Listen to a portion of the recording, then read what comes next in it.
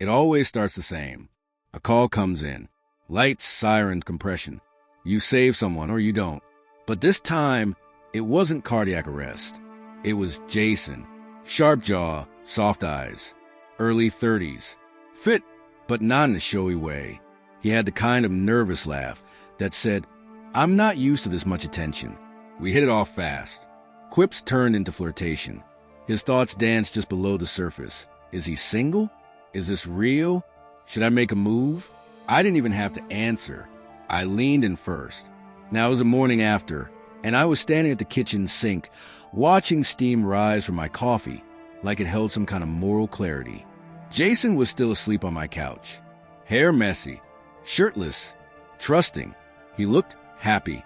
Don't fall for him, I warned myself, because I already knew what he was thinking. He's different. This could be something. Maybe I'll ask if he wants to go out again. I couldn't let it happen. Not again. So I left the mug half full and the note even shorter. Had to run. Be safe out there. I woke up to silence. The kind that tells you you're alone before you even open your eyes. My chest sank before my feet hit the floor. His apartment smelled like him. Soap and coffee and something faintly smoky. I searched for a sign that last night wasn't just a fluke. My shirt was folded on the armrest. My shoes were near the door. And then there was the note. Had to run. Be safe out there. No name. No call me. No smiley face or dumb heart. Just like that. It felt like I had imagined it all. Was I just a warm body for the night? Did I read him completely wrong? Why does it hurt like this? I wanted to be angry or embarrassed. Something loud. But all I felt was quiet. Too quiet. It had been a week since Jason. I told myself I was fine. Told myself it didn't mean anything. That it never means anything. Hook up, move on, forget. That's how it's always worked. And yet, I was restless. Even my ability, the thing that had once felt like a curse and then slowly became a tool, wasn't giving me peace.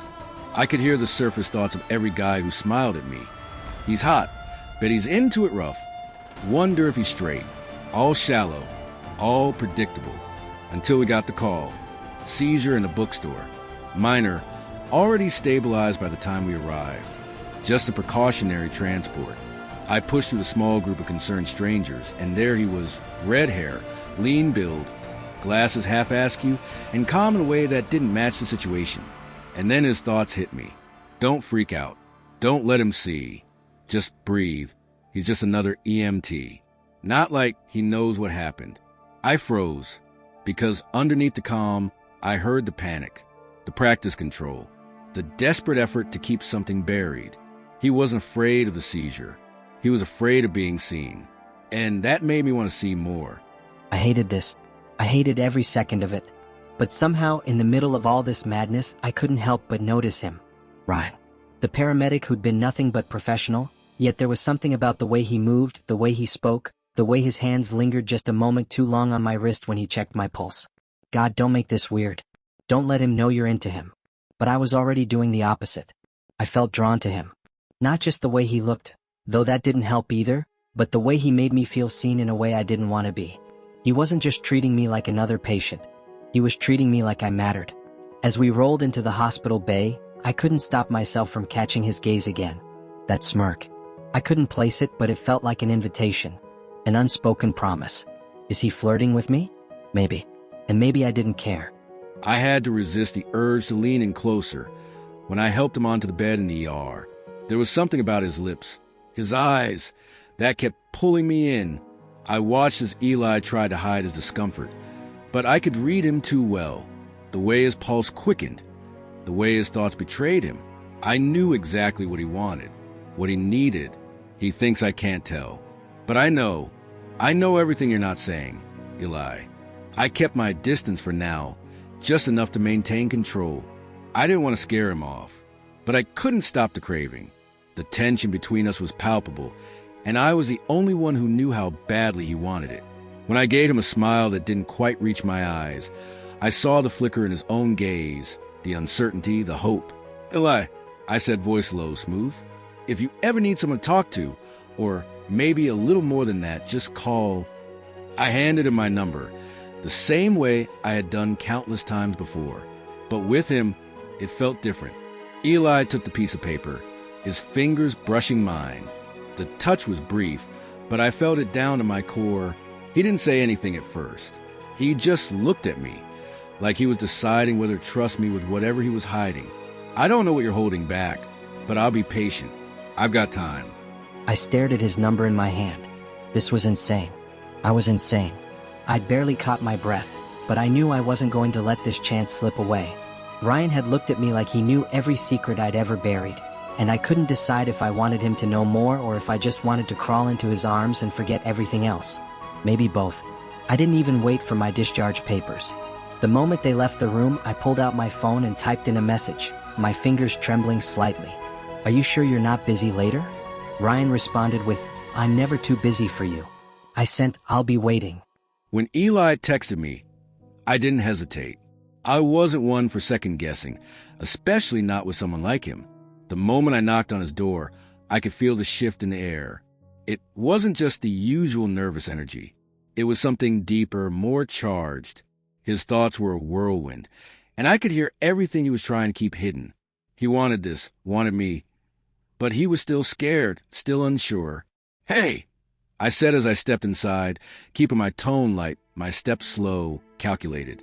I could see him standing there, trying to look calm, but the way his pulse raced told me everything I needed to know. "Hey!" Eli replied, voice tight. He wasn't fooling anyone. I couldn't help myself. I let my lips twitch into a grin. "You're thinking about something else," I said, teasing, but with an edge of understanding.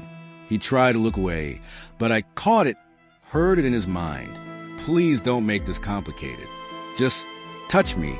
I took a step closer, not too fast, not too slow, just close enough to let the tension build. "I can hear you, Eli," I murmured, my voice softer now. "You don't have to hide it." His eyes met mine, unsure, searching. I didn't wait for him to say anything else. He didn't need to. I knew what he wanted, what he needed, and I was willing to give it to him. Slowly, I reached for him, my fingers brushing lightly across his wrist, then his shoulder. I could feel him shiver. He wasn't even trying to hide it anymore. His breathing quickened, and I could sense how badly he wanted this, even if he wasn't ready to admit it. I leaned in, my lips grazing his neck. He didn't pull away, and I could feel him shake beneath my touch. I smiled against his skin, letting the moment stretch out.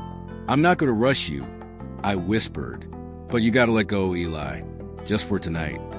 His breath hitched, and I could feel the change in him. The hesitation was still there, but it was cracking.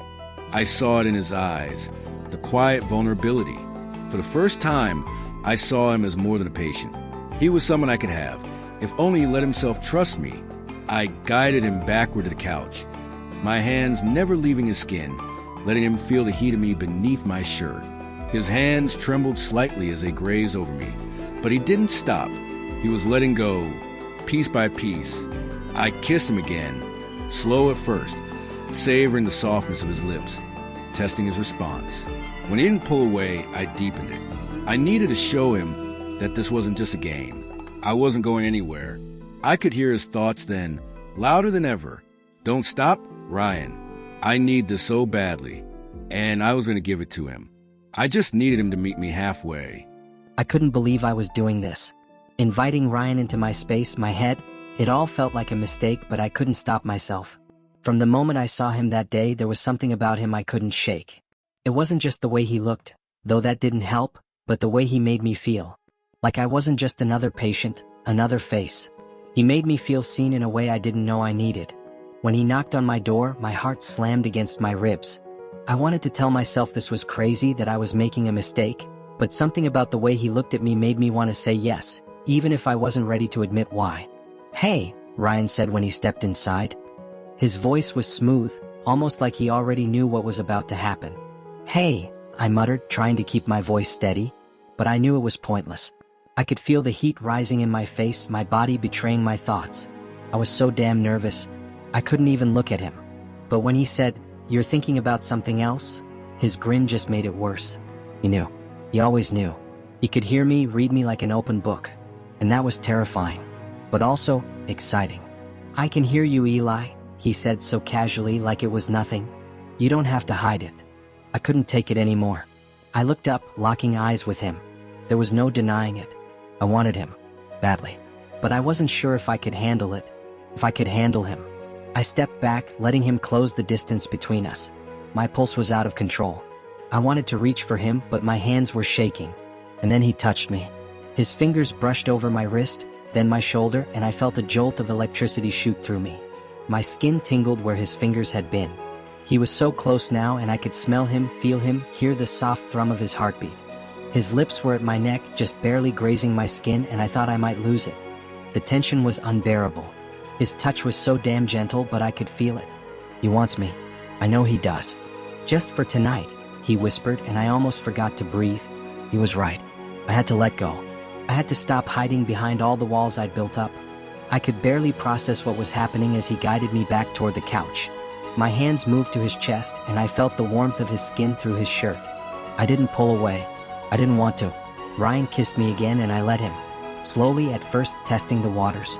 But when I didn't pull away, he deepened the kiss, and all the doubts and fears that had been weighing me down melted away. I wanted him, and I wasn't going to stop him. As we sat together on the couch, the air between us was thick with unspoken words. I could feel Eli's heart racing, and his thoughts were a tangled mess of anticipation and uncertainty. He wanted this. I could tell. But I also knew he was nervous. This was new for him. I wanted to be gentle, patient. This wasn't just about the physical connection for me. It was about taking care of him, making sure he felt safe. I needed to show him he could trust me every step of the way. "Eli," I whispered softly, cupping his face in my hands. "We can go as slow as you need. There's no rush." His breath hitched, and I saw the vulnerability in his eyes. "I've never with a guy," he admitted, his voice barely above a whisper. I nodded, my thumb brushing over his cheek in comfort. "I know, and I'm not going anywhere. We're in this together. Okay?" I could feel the tension in his body, but also the yearning. He wasn't pulling away, but I could tell he was hesitant. I wanted him to feel nothing but trust, so I kissed him again, slow and tender, letting the moment stretch on. I could hear his thoughts, louder now. "I want this, but it's so new." I pulled back just a little, giving him space to breathe, to think. "When you're ready, we'll take the next step," I said softly. His hands trembled as they reached for me, but I could feel him trying to steady them. "I want you," he murmured, his voice raw. "I just don't know what to expect." I smiled gently, knowing this was as much about him letting go as it was about me making sure he felt comfortable. I wanted to show him that he wasn't alone. I kissed his neck again, slowly, then moved lower, my touch feather-light, making sure he felt every sensation. He shivered beneath my touch, and I could tell it was a mix of nerves and something else, a deep desire. I could feel his body open up to me, just enough. I moved carefully, inch by inch, giving him all the time he needed. "Tell me if it's too much, Eli. You're in control," I murmured, letting him feel the reassurance in my words. His breath caught as I moved deeper, and I paused, giving him a chance to adjust. I didn't want to hurt him, and I would wait as long as it took for him to feel comfortable. The last thing I wanted was for him to feel overwhelmed. "I'm okay," Eli whispered, his voice steady but shaky. "Just don't stop." His words were all I needed. I took my time, moving slowly, making sure he was comfortable, that he knew he was safe with me. With each passing moment, I could feel him relax into the rhythm, feel his body adjusting to mine. When I finally entered him completely, it was different, more intimate than anything I'd ever known. It wasn't just physical, it was emotional, a deep connection that was almost overwhelming. I kissed him again, long and slow, my hands running through his hair, holding him close. Eli's thoughts were a mix of wonder and vulnerability. This is what it feels like. I've never felt anything like this before. I smiled against his lips, my heart pounding. "We'll take it at your pace, Eli. No rush. We're in this together." The world felt like it was spinning when Ryan kissed me again. I could feel his hands everywhere, gentle and reassuring, making me feel like I was the only thing that mattered. His touch was so soft, so steady. And as he moved closer, as we got closer, it felt like everything in my body was alive with anticipation. I've never, I started, my voice faltering. I felt vulnerable saying the words out loud, but somehow saying them to Ryan made me feel safer. I know, he replied, his voice warm and understanding. And we'll go as slow as you need, Eli. There's no rush. I could hear the sincerity in his voice, the care in every word. It made me feel like I wasn't just another patient, not just someone he was helping, but someone he truly cared about. When he kissed me again, this time lower, my body reacted before my mind could catch up. His touch sent shivers down my spine, and I could feel every part of me awakening. But it was new and I didn't quite know what to expect. I wanted him. I needed him, but I was scared. What if I can't handle it? The thoughts were there, buzzing in my head, but Ryan's presence, his calmness, kept me grounded. His hands moved gently and I felt him guiding me, never rushing, always asking me if I was okay. Tell me if it's too much, he murmured. You're in control, Eli. I couldn't answer at first. My body was betraying me, craving more, but also overwhelmed by everything.